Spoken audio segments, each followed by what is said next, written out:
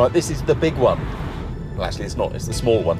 It's the Tesla Model 3, the smallest Tesla, the one that will compete with BMW 3 Series, Mercedes C-Class. But as with other Teslas, of course, it is all electric. Now, you'll have heard about the Model 3 because they're having a little bit of trouble building them. They want to build many thousands every week. At the moment, they're doing about 2,000 cars a week. That's much better than the hundreds or so a week Tesla were doing, but that's why I say this is the big one. This is the third car in the Tesla lineup, alongside the more premium, more expensive S sedan. It's a hatchback, but you know, and the Model X SUV. It doesn't really go off-road, but anyway, this is the one. $35,000 in the US. Right-hand drive production hasn't started yet. It is the car that will take Tesla, they hope, into the real mainstream, and crucially, will start the company making decent amounts of money. The money that this rolls in can then be invested on other products, and then it works like a proper car company. You sell cars, you make money off those, you invest that in making new cars, yada yada yada. But most importantly, for the likes of you and me, what is it like as a car? Well, there is quite a lot going on this large touchscreen in front of me. It's where all of the control systems go on.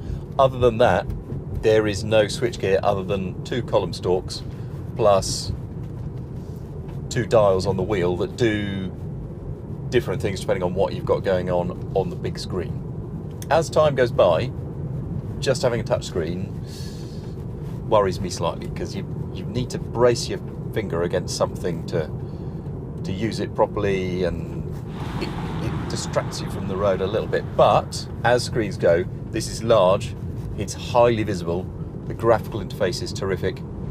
This then is the main infotainment screen, and it is brilliant. This is how it works. This bit on the left shows you the car status, and the bit on the right varies. So you can open the doors, you can open the boot, you can open the filler flap. It shows the speed up there, the battery charge there. If you want to know how much extra charge you've got, that's the full battery details. How much you've spent, schedule the charging there, set the charging rate there, and then get rid of it by pushing that one, like that. Now, this bottom bit you can swipe across. That controls the wipers. This is a trip computer which shows your energy usage and that malarkey. This is, I don't know, even know what that is, proximity sensors maybe. The main drive modes come up on the right-hand side here.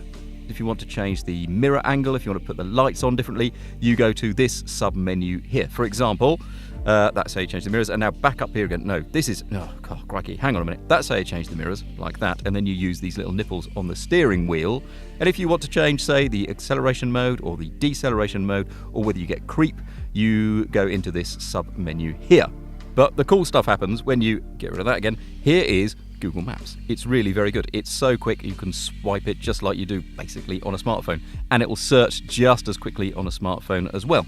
So, and you can pinch and zoom out. Now, if you had no phone reception like we had here, you might get the odd grey spot, but by and large, this is a really clever, excellent piece of kit. Now, you push that button, that brings up all of the Tesla superchargers plus other chargers. You can put it into proper Google Earth view, and if you've got phone reception, you'll even get real-time traffic updates, and you will know how good they are from your smartphone.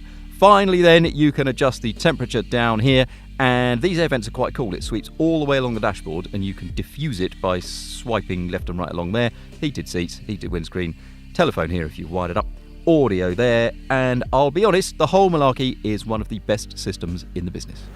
So that's the overview. What I love about that screen actually is that it gives the rest of the cabin this really beautiful, easy, simple, plain, elegant overview. I like that a lot. The fact that this car's mechanical layout is as it is also means there is loads of interior space. What is the mechanical layout? Well, it's a different platform to the Model X and the Model S, which share the same architecture, but it is still kind of what they call that skateboard architecture. Got an electric motor at the back driving the back wheels. Got a load of batteries underfloor all the way from the back wheels to the front wheels. It's got a boot at the front, it's got a larger boot at the back. It's a very practical, very spacious car, thanks to not having to get an internal combustion architecture into it at all.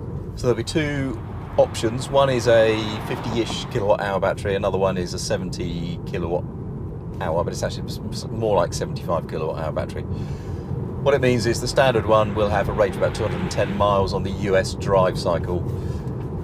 The larger battery version, which this one is in fact all Model 3s being built at the moment have a advertised range of about 300 miles. And in these conditions, when they're new, they will do it. As time goes on, you know how batteries are because you use them in your phone. You know what they're like when they're cold, you know what they're like after a long time. That range will get depleted. That's something that the car industry in general, I think, hasn't quite got to grips with yet. But I suppose at some point it'll have to if electric cars become more prevalent. So for now, it's got a decent range. In fact, compared to other electric cars out there, Model 3's got a great range. And I really like the power delivery of an EV. It's really cool because you get peak torque from nothing. So it's quick. This is a 0 to 60 in about 5.6 seconds. So it's pretty rapid. And the power delivery is really smooth, really even, and of course, really quiet. And I know, even as a car enthusiast, that's quite nice. So we're driving it in the US, but what I've tried to do, because look, Autocar is traditionally an English magazine, but I know what it's like on video, you could be anywhere in the world. But what I've tried to do really is search out a bit of road that is representative of a kind of British country road, on which the Model 3 is fine. Actually, the ride is a little bit brittle, but that's so typical for EVs. This is only a 1,700 kilo car, which is quite a lot in its class, but actually it's not that much in the grand scheme of things. So I don't know why it's so hard to get really good ride quality into electric vehicles, but it just seems to be a thing. The rest of the steering, ride and handling is fine. I wouldn't want to say it is any better than that, but I wouldn't want to say it is much worse than that. But what comes with having all those batteries down low is quite a low centre of gravity. Steering system that is just about 2 turns lock to lock, but it weights up nicely off of centre. It's responsive, it's accurate, but it's not nervous at all. I can change the weight via this bit in the middle. Sport's too heavy for me, Comfort's a bit too light for me, so I'm kind of leaving it in standard. When I lift off, there's 2 options there as well. You can have it in a sort of low regen mode, or you can have it in a higher regen mode. So as soon as you lift off, you get quite firm deceleration, but you get used to that very quickly. I quite like that, actually. And all of that makes the Model 3 plus the sort of level 2 semi-autonomous stuff that it has on the highway actually makes it a very relaxing car to drive. I mean, they call it autopilot, but you've got to have your hand on the wheel. You've really got to be paying attention. But its lane keep assist is actually pretty good by global automotive standards. It's not a sports car, it's not a sports saloon. There is a lot to like about it, but it is not as good to drive as a C-Class or a 3 Series. Question is, how much does that matter? I'm not sure it matters that much.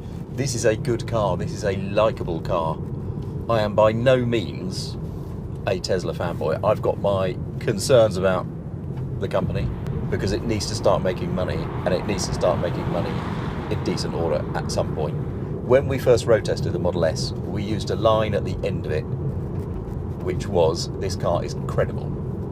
Now that quote ended up on Tesla's website, but slightly differently. It ended up saying, "This car is incredible." I think credible is a better compliment than incredible.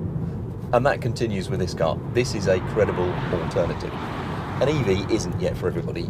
If you've got doubts, it's probably not for you. If you're confident you can run one, happy days, you run one. If you want to, I don't think you'll find a better car than a Model 3. I think this is a really credible, yes I do mean it, credible electric vehicle.